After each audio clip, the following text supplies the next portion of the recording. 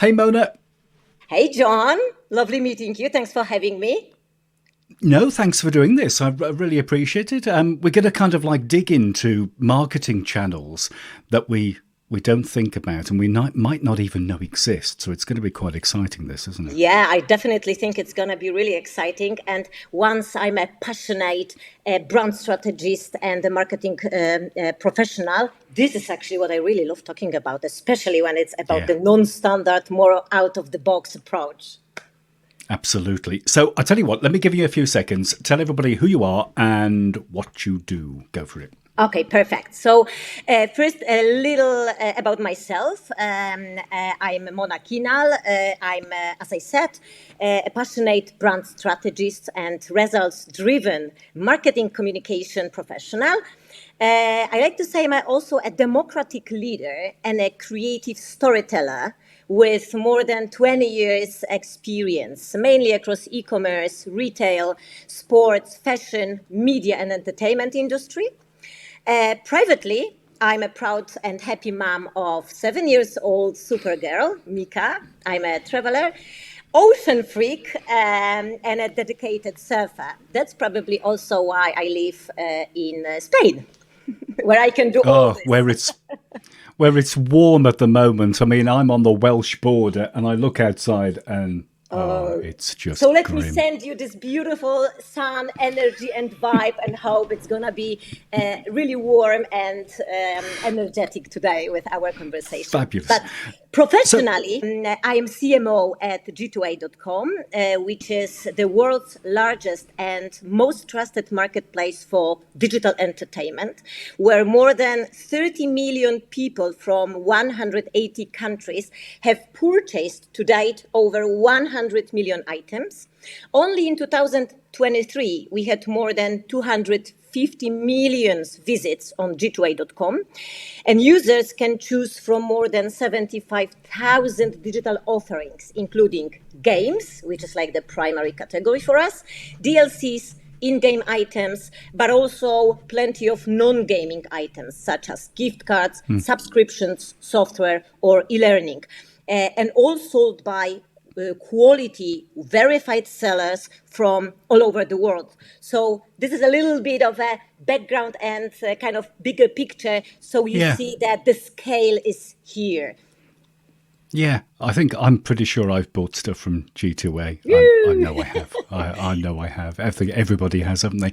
So a lot of what we're going to talk about, I think, would fall possibly, maybe, under the category of what's known as Web3. Because we've had web, I remember that, like 1996 all over Yeah, me again. too. And even what was before, Web, and there was nothing. yeah. Oh God, wasn't it peaceful? Oh, it was lovely. Yeah, but I was playing Pac-Man, So on my Commodore and also on these yeah. little boxes. Oh, don't! This will turn into a retro gaming episode. This will. We've had Web 2.0, and which was kind of like all the cloud. Everything's on the cloud. Everything's done online. Everything's what we know the web is today. What's Web 3? Explain that to me. I would say that this is the whole new world of everything that is about how to meet and respond effectively to customers' needs and expectations, meaning how to approach them with the best possible offering, with the best possible messages behind, with the best possible and attractive, appealing content in the right momentum, with the right message behind, and in the right channels. And also to stand out from the competitors through very bold brand positioning and brand strategy behind.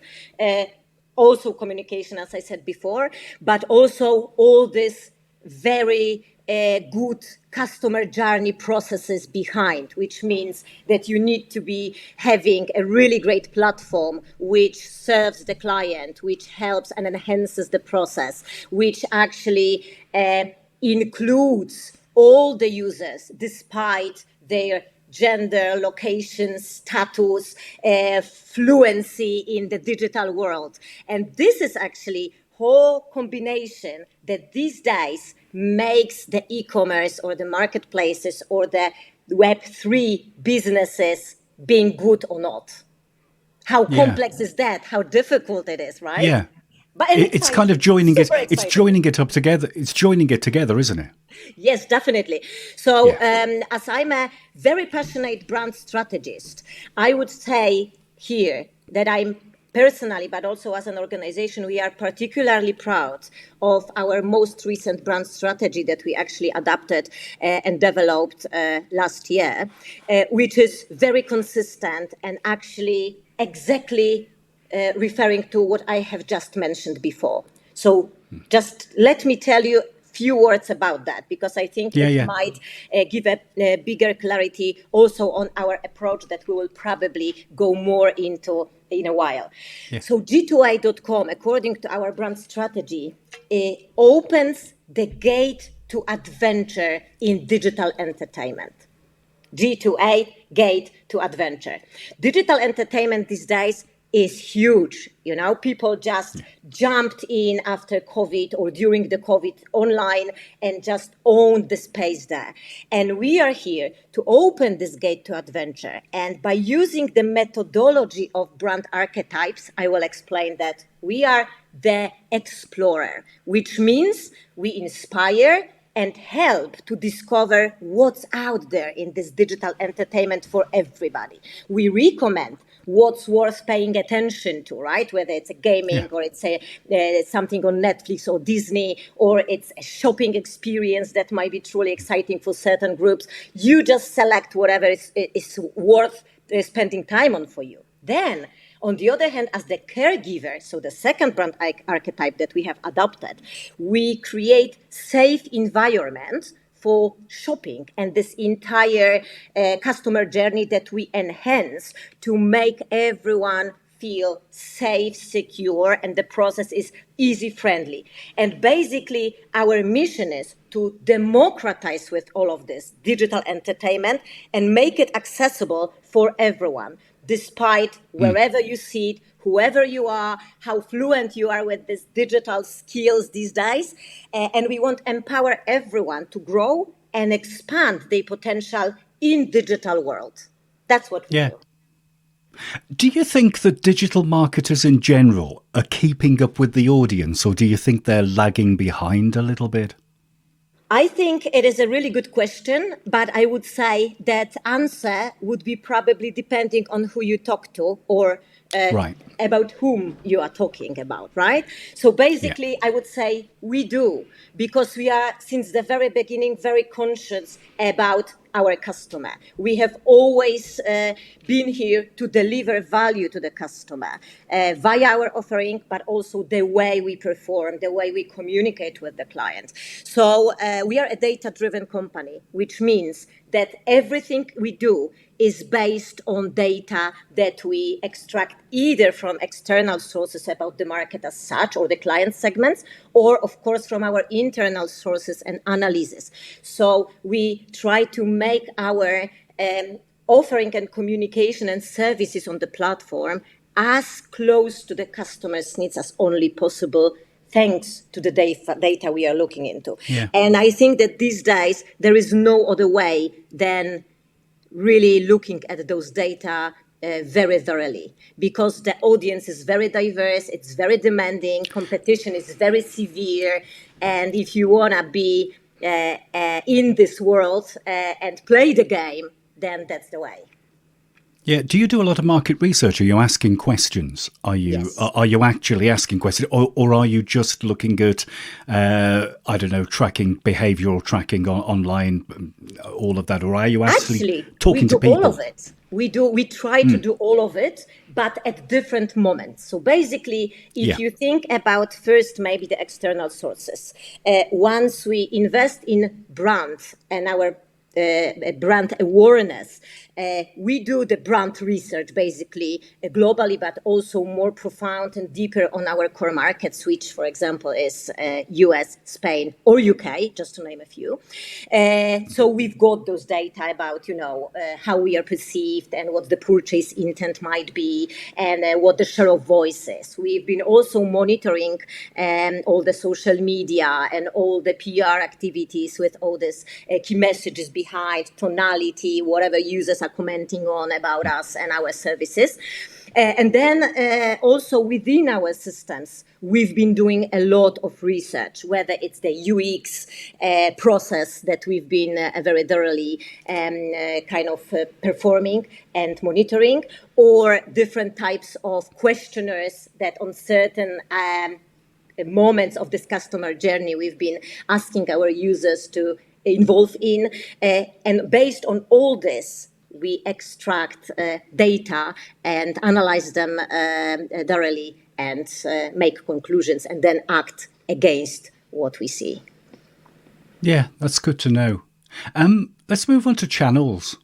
There's so many channels, and we ignore we ignore a lot of them, don't we? Because we kind of like, oh, we got to run some Facebook ads, we got to run Instagram, we got to get on TikTok, we got to Google Ads, and all this sort of thing, and that's about it. So where do you spend your money? What channels are there that we might not think about?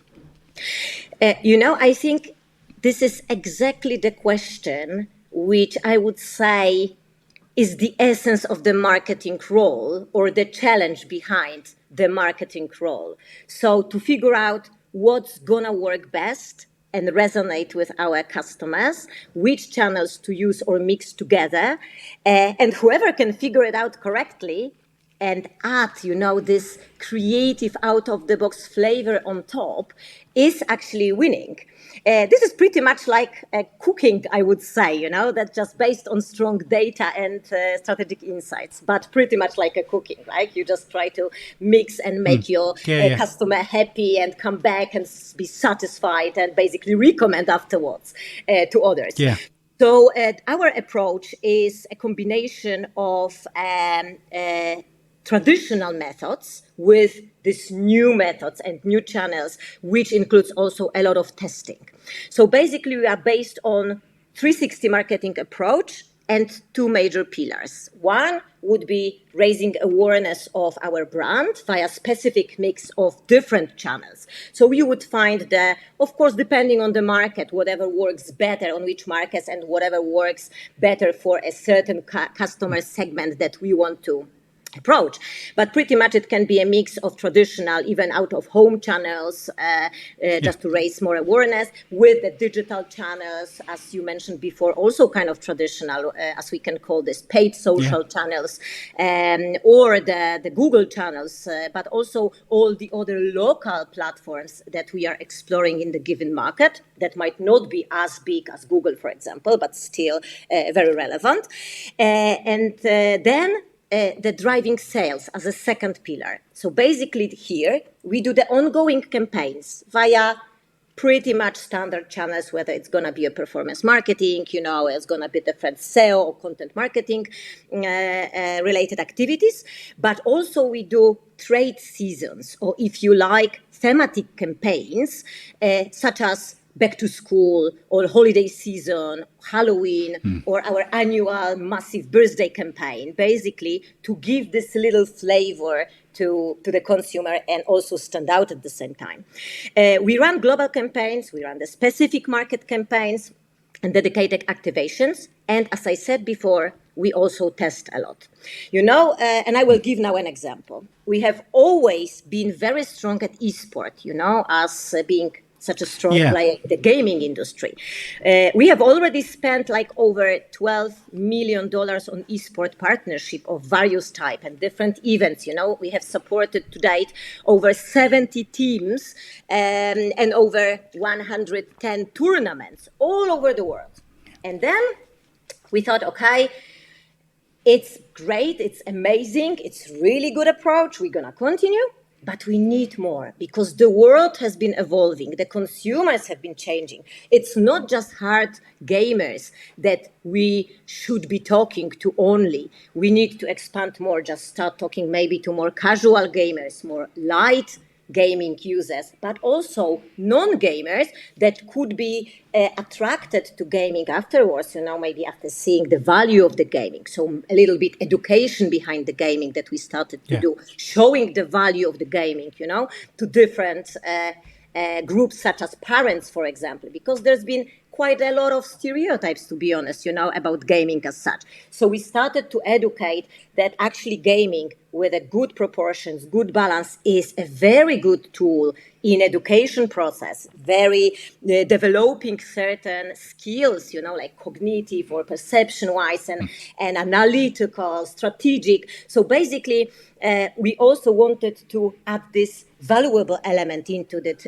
through our communication. We even set up the G2A Academy that we last year started cooperate in Spain with Spanish professors, and they started to actually use certain courses of ours, gaming methods in education, and then it actually spread around, and even teachers in Greece and other countries started to actually use it and really gave a great words about it afterwards as very, interesting to kids, but at the same time very effective and helpful to teachers. Then we thought, okay, once we've got a sport, we do some education behind, what gaming is truly about and how to maximize on it. We thought, okay, let's expand on sport and let's go into traditional sports maybe more. So we started to test here, and we actually initiated several different partnerships, for example, with sports creators or sports players of different disciplines. For example, we've got Ola Miroslav. She's a multiple title holder, champion of speed climbing, which is absolutely adventurous. It's absolutely powerful. It's absolutely amazing.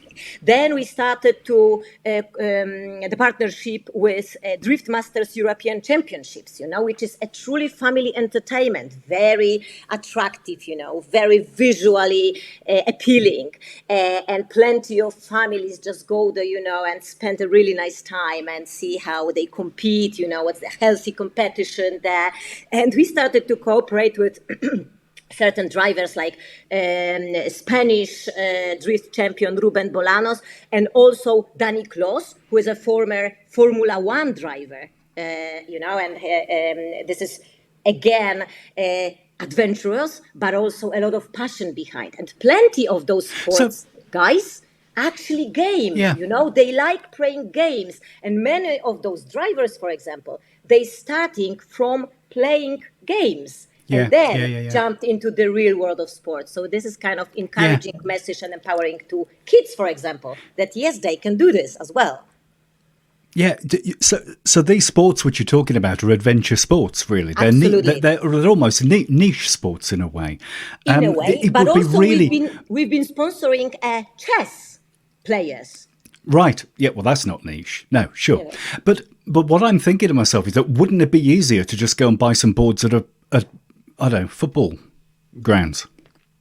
This we've been testing as well, at the moment even. We've been testing kind of advertisements around the football games of Bayern Munich and Borussia Dortmund. And I must say, of course, it gives an amazing brand awareness related effects, and also great feedback that we receive in terms of the PR image that it actually builds, impacts the trust and credibility of the brand. So yes, it's worth doing it.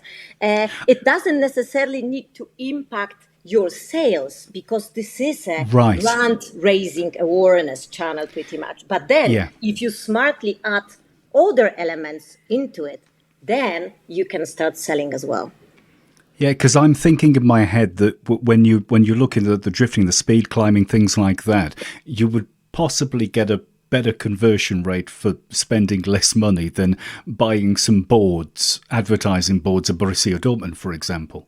Yeah, and also what we try to do is to show this adventure via real people and actually the exact experience and passion that they represent, and actually transfer this empowerment to others, because we believe in credibility. We believe in a true experience, and we want to encourage everyone just to jump in and try for themselves. So, Yeah. so that's actually our approach. You know, we open the gate to Yeah. adventure and actually show how you can get there, how you can really test this adventure, and how you can even begin your journey. Yeah, absolutely. Do you class esports as out of home or digital or both? Uh, um, Both actually, because Yeah.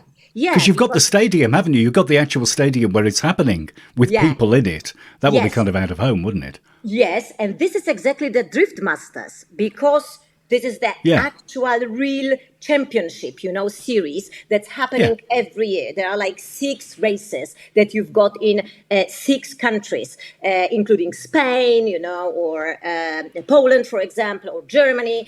And basically, people group on the stadium, and you can actually get in a real touch with them. You can make this contact with your brand actually a reality, because we are in an online business, we are in a digital world. So it's even more valuable from time to time just to show up there and say, look, those emotions are real, we are real, this is what we do. That's why also at those events we try to have stands, you know, we try to have this last time at the last event of the Drift Masters Championship, we had even like this gaming simulators, you know, of this super top quality, you know, where you can actually feel how you race, or and actually experience, you know, all that. So yes, we try to kind of connect the digital with online and expand on the synergies this combination creates. Yeah. So you've mentioned esports, mentioned the education stuff, so schools, universities, that sort of Yeah, thing. Mentioned the speed climbing, the drifting, yeah. the Borussia Dortmund banners. How do you work out whether all this money you're spending is actually, bringing in some results? How do you measure the return on the investment? Yeah. So, as I said before, we are a data driven company. We actually try to measure everything that we've been doing. Of course, not every single action that we've been taking is possible to measure, like €1 spent is converting to how much, return Yeah, on investment. That's not really like this exact measurement, but still we can see the effects. At the moment, for example, we've been running a brand partnership. This is another way, quite non-standard, I would say, that I would recommend to jump in these days, is brand partnerships. So we've been cooperating for a few months now with a pizza brand in Poland, Giuseppe Pizza, and we've got millions of discount codes included in millions of pizza boxes. And you could say, okay, so what's there for us? First, there is a raising awareness thing behind all yeah, of it. Yeah. Secondly, there is the discount code, basically. So if anyone is using it, we see it straight away on our platform, and we see whether there is an impact or there is no impact. And this is how we try to do this stuff smart, yeah, as broad as possible, reach wise and client segment wise, and also in terms of effectiveness. So yes, we measure all that, and you can see even maybe not having the discount code behind, but I don't know, some kind of Drift Masters series, or you can see the impact or your engagement rates via your social channels. You can see impact on the traffic on your website or mobile application, because even at the event we are trying to link things together, right? And maybe say, okay, download our application, jump in, there is a yeah, special offer for you actually just here, just now. And just encourage our users to stay with us for longer afterwards, and with all this retargeting communication, very specific, very yeah, well profiled afterwards. Yeah, it is a challenge, I think, to all marketers these days, how yeah. to It is. measure Yeah, things.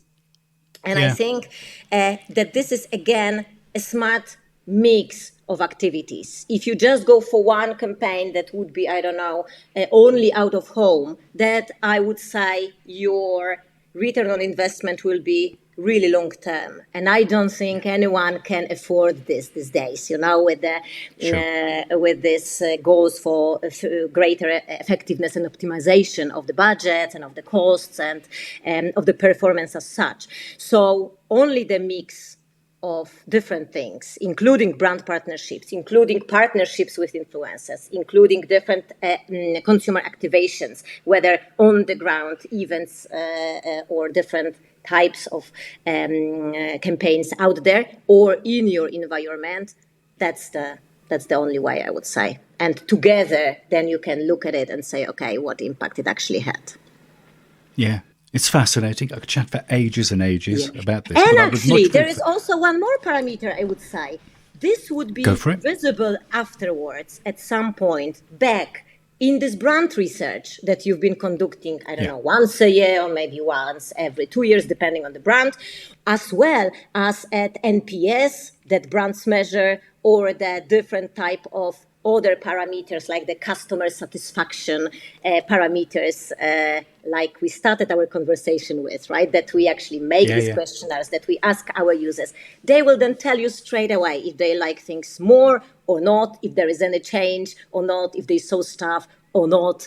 And then it's actually the best feedback you can actually get and there in the ground from them. Yeah, I think that's a really good. I think you've explained Web3 well in all of the, because it's all joining everything together. It's joining everything together, isn't it? And all the different places. This is like a cycle, actually. That's what we did here with this conversation, right? Just from the general bigger picture through a little bit more details and then back. Because this is exactly what the marketing job is about, how you effectively make the circle work and close, so you actually have all those things working for you well.